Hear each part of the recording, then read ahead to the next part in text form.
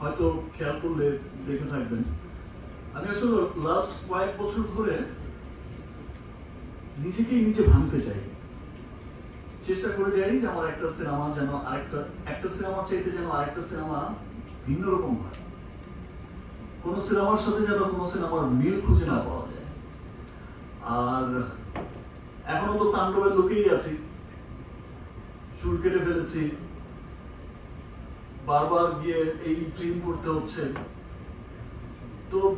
আমার বিশ্বাস সবকিছু মিলে তাণ্ডব একটা স্ট্রং গল্পের ছবি, তাণ্ডব একটা ওয়েল মেকিং এর ছবি, তাণ্ডব অনেক গুণী অভিনেতার অভিনয় সমৃদ্ধ ছবি, এবং তাণ্ডব যে টেকনিশিয়ান টিম আছে তারা মন দিয়ে কঠোর পরিশ্রম করে তাণ্ডব করেছে, এবং আমি বিশ্বাস করি যে তাণ্ডব সবার হৃদয়ে তাণ্ডব ঘটাবে।